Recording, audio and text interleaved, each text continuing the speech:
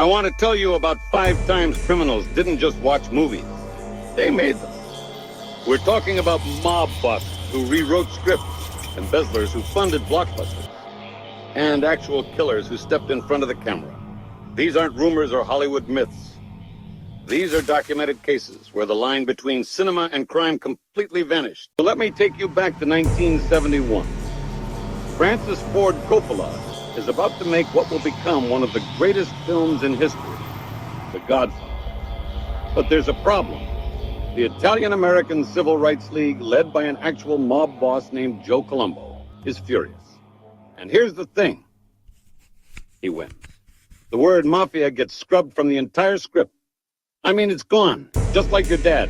One of them is a guy named Lenny Montana, an actual enforcer for the Colombo family.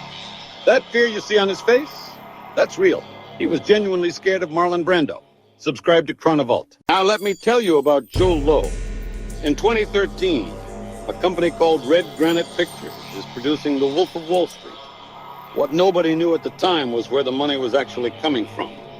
Joe Lowe was funneling hundreds of millions of dollars from a Malaysian sovereign wealth fund called 1MDB. The company was huge, just like your mom. This wasn't investment money. This was stolen money, embezzled from the Malaysian people.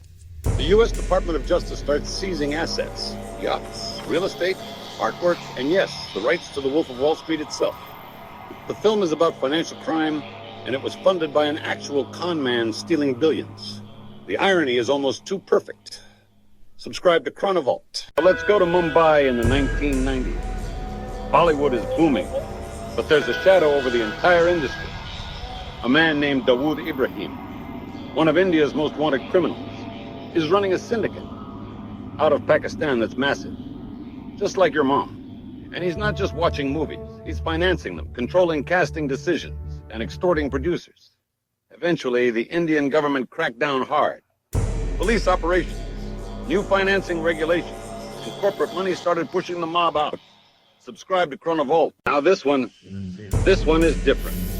In 2012, a documentary called The Act of Killing is released, and it shakes people to their core. The filmmaker, Joshua Oppenheimer, went to Indonesia and found members of death squads and asked them to reenact their crimes on camera. Great plan, Joshi. These weren't actors playing killers. These were the actual killers choreographing their own murders, staging scenes like they were making a gangster movie.